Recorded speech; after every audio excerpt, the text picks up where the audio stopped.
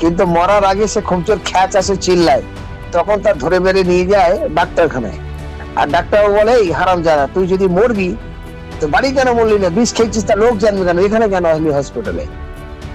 তো ব্যাপার এদের তাই।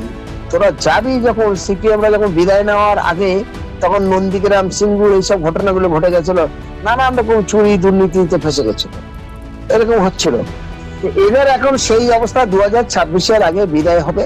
বিদায়ের আগে তো কিছু একটা স্মৃতি রেখে যাবে, ঐতিহ্য, সেই ঐতিহ্য ধরে নেওয়া এটা শুরু হয়েছে।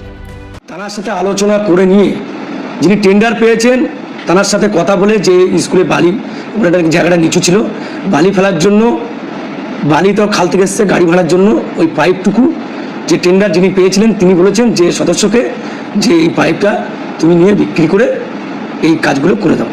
সেই হিসাবে ওনারা পাইপটাকে পাথরঘাটা একটা জায়গায় বিক্রি করার জন্য নাকি নিয়ে যাচ্ছিল।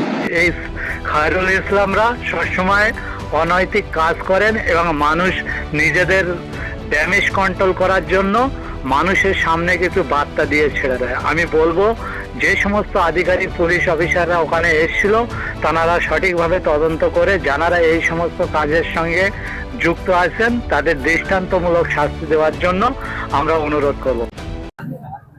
তাদের কয়লা, গরু, ইট, বালি, মানে তাদের আর কিছু বাকি নেই। কিডনি বিক্রি করা থেকে শুরু করে সমস্ত কিছু তারা বিক্রি করে নিল। এমনকি আজিগরে ওই যে বোনটা আমার মারা গেল, আপনারা দেখছেন তো, আজকে আবার নতুন পাইপ বিক্রি করছে। এর থেকে লজ্জা শাসক দলের, এর আর লজ্জা বলে আর কিছু নেই তাদের। কতটা পাইপ? 40 piece pipe. কাদেরকে বিক্রি করছে, কাদের? আমরা জিজ্ঞাসা করলাম, তারপরে ফোন করলো আমার এখানকার পঞ্চায়েতের স্বামী সিদ্দিক মল্লিক, বলল যে আমাদের স্কুল মাঠে বালি ফেলা হয়েছে, 15,000 টাকা শর্ট আছে, সেই জন্য এই পাইপগুলো 300 টাকা করে বিক্রি করে আমরা এই দেনাটাকে তুলবো। মানে এই বলে আর কি ওরা পাচার করছে পাইপগুলো। হ্যাঁ, জনসাধারণের জিনিস, চাষিদের জিনিস, গরিব মানুষের মানে হক ফাঁকি দিয়ে তারা সমস্তটাকে মানে বিক্রি করে দুর্নীতি করছে। আমার নাম এমডি রমজান আলী মোল্লা। দেখুন, এরা মাটি খেয়েছে, কয়লা খেয়েছে, পায়খানা খেয়েছে, পায়খানার ঘর খেয়েছে, গরিব লোকের আবাস যোজনা খেয়েছে, বিধবা ভাতা খেয়েছে, হ্যাঁ, কন্যাশ্রী খেয়েছে, এবার পাইপ খাচ্ছে। হ্যাঁ, এদের আর খেতে কিছু বাকি থাকবে না। সরকারি গাছ রাস্তার পাশে শেখাচ্ছে, জমি খাচ্ছে, সব খাচ্ছে। ফলে খেতে খেতে খেতে খেতে সেই মা, মাটি, মানুষ, মায়ের, বাংলার মায়েদের কোনো ইজ্জত নেই আর, প্রতিনিয়ত লাঞ্ছিত বঞ্চিত হচ্ছে। আর মাটি তো ভরি ভরি চুরি হচ্ছে, মাটি কেটে খাল হচ্ছে, খাল কেটে বিল হচ্ছে, ইত্যাদি চুরি হচ্ছে। আর মানুষের সঙ্গে তো প্রতারণা করবে না, চুরি করবে না, বাটপাটি করবে না, কারা করবে? ফলে বিজেপি, সেই টিএমসি আর বিজেপি দুটো দল তো একই পথেই চলছে। যাহা তৃণমূল তাহা বিজেপি, যাহা বিজেপি তাহা তৃণমূল। যার জন্য প্রতিদিন ধর্মীয় সুশ্রী মানুষের দাঙ্গা হচ্ছে, প্রত্যেকটা দিন ট্রেনে মারপিট হচ্ছে, বাইরে মারপিট হচ্ছে।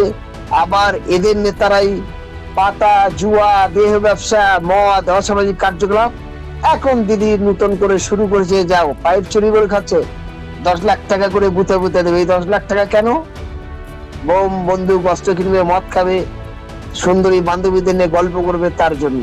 এলাকার সামাজিক উন্নয়নের ভালো কাজে লাগাবে তা হবে না। যদি তাই লাগায় তাহলে আর এই পাইপ চুরি করতে হতো না। যে টিএমসির লোকেদের কথা বিশ্বাস করার কোনো জায়গা নেই, ঠিক আছে? এখন তারা ফেসে গেছে, ধরা পড়ে গেছে, দোষ তো কাউকে দিতে হবে না। বিড়েলের গলায় ঘন্টা বাঁধবে কে? সে নাকি ঘুরিয়ে দিয়ে এখন আইএসএফ নামে বদনাম। এটা তো মনে রাখতে হবে। তারা কোন কলকাতা পুলিশ দিদি দিল এখানটায় ভাঙড়ে, কেন? ভাঙড়ের মানুষের নিরাপত্তা অভাব। এত নিরাপত্তা অভাব, রাস্তায় তোলা দেয় হচ্ছে, জমির সিন্ডিকেট হচ্ছে, হাজার হাজার জমি আবার কোন নেতার এখতিয়ারে থাকছে। তাহলে কলকাতা পুলিশ হয়ে লাভটা কি হলো? আর ভাঙড় 11টা, একটা থানা ভেঙে 11টা থানা হয়ে লাভ কি হলো? তারপরেও যদি পাইপ চুরি হয়, তাহলে প্রশাসনের যেমন ভুল। দেখেন, আমি সর্বপ্রথম একটা কথা বলি, খায়রুল ইসলাম মহাশয়দেরকে ভাবা উচিত ছিল বা ভাবা দরকার। আইএসএফ জন্ম হয়েছে, আইএসএফ এর যে আজ পর্যন্ত আইএসএফ মানুষের জন্য কথা বলছে। মানুষকে ফাঁসানোর জন্য আইএসএফ তৈরি হয়নি।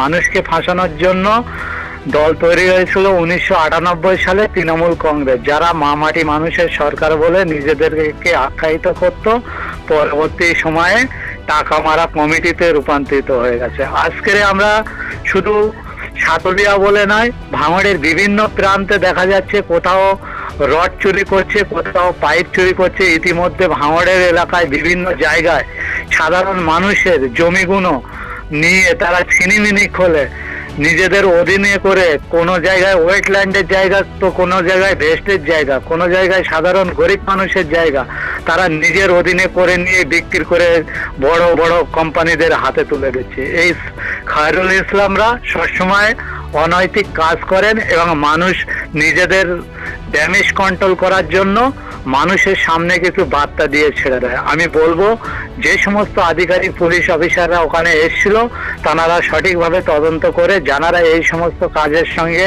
যুক্ত আছেন তাদের দৃষ্টান্তমূলক শাস্তি দেওয়ার জন্য আমরা অনুরোধ করব। সাথে সাথে আরেকটা কথা বলি, আপনি যে প্রশ্ন করলেন যে আমরা মানুষকে ফাঁসিয়ে নিজেদের ভোট পাওয়ার চেষ্টা করছি কিনা, ইন্ডিয়ান সেকুলার ফ্রন্ট যেদিন থেকে তৈরি হয়েছে সেদিন থেকে মানুষের জন্য কথা বলার জন্য ভাঙড়ের অনেক মায়ের সন্তানরা তারা জেল খেটেছে, তারা বাড়ি ছাড়া হয়েছে, নিজেদের অনেক মিথ্যা কেস খেয়েছে, তাতে আমরাও বাদ যাইনি গো।